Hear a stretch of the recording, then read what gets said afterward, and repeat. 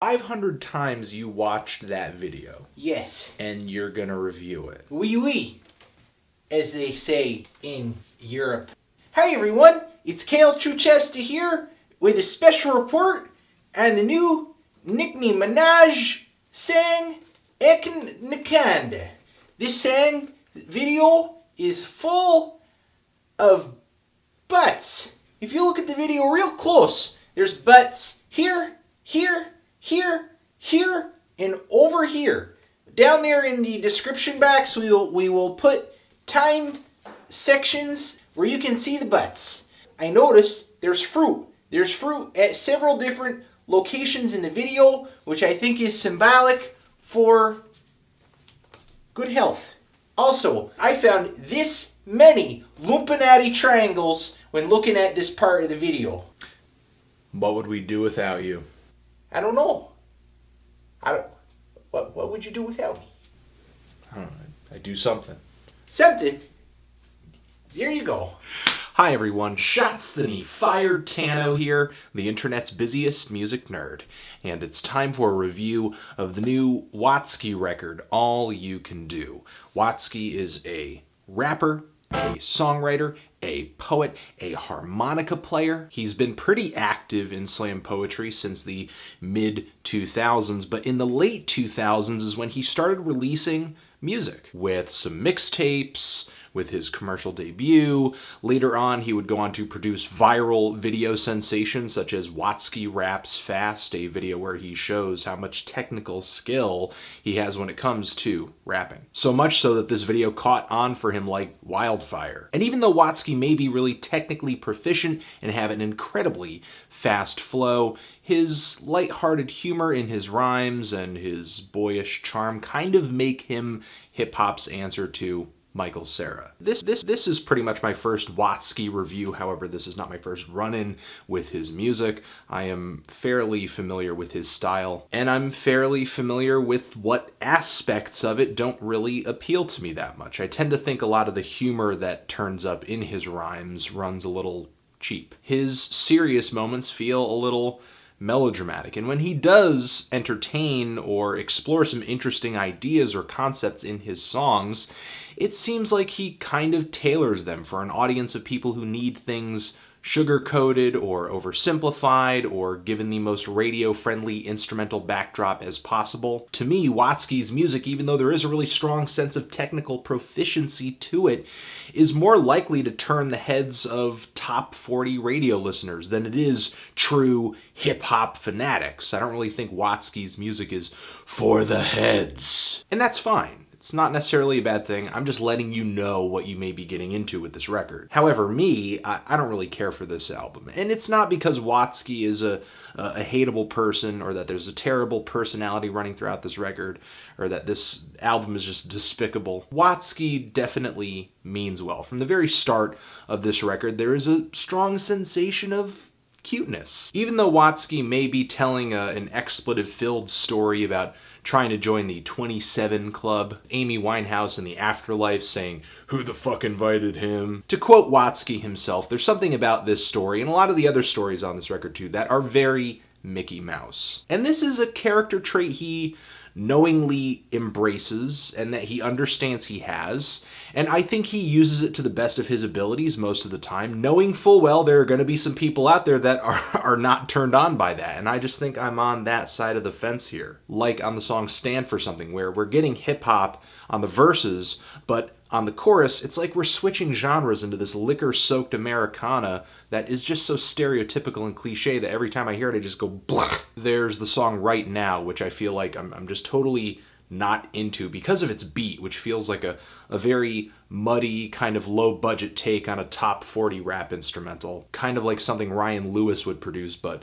with much more clarity and brightness and exuberant instrumentation. The vocal and the farty synths and the kind of stock guitar sound on this beat just do not sound that good. There's the song My First Stalker, which I thought going into the song would be an interesting song idea, but it actually ended up being one of the worst tales on the entire record, where Watsky is essentially talking about this stalker that he has and sort of tossing out the idea that, hey, you know, you're stalking me, but I'm just a regular guy. And you know what? We know that. That's part of your appeal. It doesn't need to be explained. Especially since anybody I pull off the street at random could have written this hook. Frankly, I am flattered. We all wanna matter. I'm just watching Netflix, jerking off to porno. The song Let's Get High and Watch Planet Earth is about as exciting as watching somebody's smoke session through a pair of binoculars. And this track also has a disgustingly sugary hook to boot. And the song Hand Over Hand, with its corny acoustic guitars and its coffeehouse drum beat,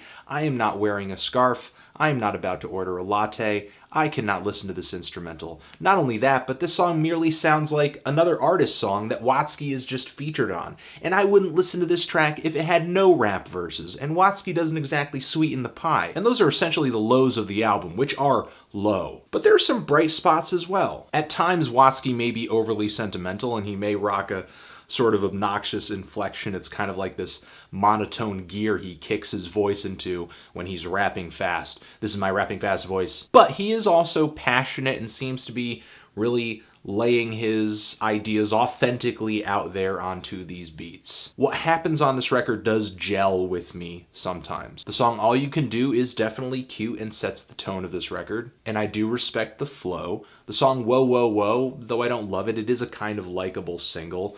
It's sort of like a Macklemore, Ryan Lewis style instrumental laced with some Eminem style silliness in the lyrics. The song Ink Don't Bleed, though, I think is the best on the entire record, definitely my favorite. There's a really grimy nocturnal instrumental on this track, and Watsky delivers lyrics that essentially point out a few different hypocritical characters, like a pop star not singing on her own album, or a vegan straight edge rapper who after shows and after preaching to people goes and drinks and eats a hamburger. Though Watsky does, toward the tail end of this track, point out the idiocy of the recent 35-foot stage dive that he engaged in London on the Vans Warped Tour, sort of criticizing himself for that, talking about the girl he injured in the midst of that stage dive, and even though he seems to address it here, it's still kind of a hard thing for me to get past. I mean, almost killing innocent people for your own personal cheap thrill. I appreciate that he's apologizing, but I'm not ready to sit here and be like, oh, he's so brave, really addressing this so boldly and so openly, though this is kind of an issue that Watsky addresses earlier on the record, where he talks about, well, you can separate the artist from the art, but what happens when the art is about that artist? There are spots like that and other tracks here where Watsky does manage to pull together some clever moments, like The One, which is another favorite of mine on this LP, a song where Watsky kind of talks about how he doesn't believe in such a thing as there being the one person that's perfect for you. And if he does believe in that, he certainly thinks that that person would be very difficult to find. And then, of course, with some very intentional irony, he backs this song up with a track about Boomerang, where he seems to be going back and back again to this person who he seems to sort of have an on and off again relationship with. And there's the track Tears to Diamonds, which to me is maybe the second legitimate and enjoyable piece of music on this record, where Watsky displays some pretty serious personal turmoil, specifically with medication he takes to prevent seizures that I guess he's been going through. And he kind of gives what he feels is an even and unbiased view that people may need these medications to improve their lives or just merely live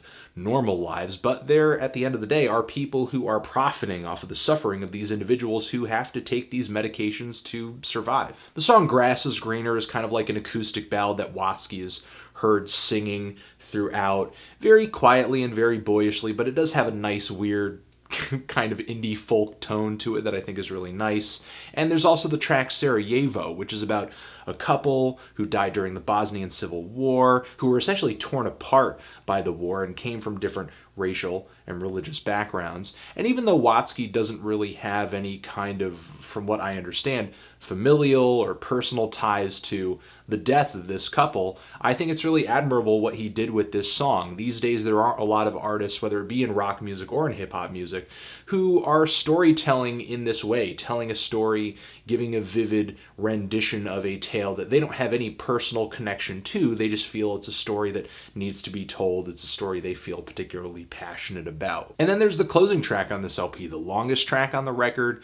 It's quite an ambitious undertaking. Stephen Stills of Crosby, Stills and Nash sings on the hook. There's an incredible drum solo toward the back end of the track, which is matched with all this really lush instrumentation and strings. Watsky delivers a load of spoken word all over this track, and kind of like the end of Childish Gambino's Camp, this is maybe one of the most likable moments he has on the entire record. It seems that he gets really personal at this point in the song, kind of talking about a love interest and kind of giving me this eye roll story about this first tattoo that he got. Again, he sounds overly sentimental on this track, but again, his passion is really admirable, and the way he delivers this poetry is really convincing as well. My only real issue with the song, and this record overall, again, is that the instrumentation just sounds a little muddy. It sounds a little flat. It just never sounds as big or as grand as it implies it is. Again, as I stated earlier, I'm not really into this LP. I'm feeling like a strong 4 to a light 5 on this thing. Even though Watsky is a fast rapper, he is on point when it comes to tempo, he's just in the pocket, he has a lot of skill when it comes to flow. However, this album doesn't really focus on much other than that, and whatever sort of drama Watsky seems to drum up in the storylines of these tracks. But there's just something really kind of childish and I think a little immature about the tone of Watsky's lyrics and the sound of these instrumentals. Even at his most serious and depressing on this record, there's just something about the tone of Watsky's lyrics and his instrumentals that make me feel like I'm just chewing on the musical equivalent to a Twinkie or a marshmallow. And that's pretty much how I'm feeling about this LP. Transition, if you've given this record a listen, what did you think about it? Did you love it? Did you hate it? Why? What do you think I should review next? Anthony Fantano, Watsky, forever.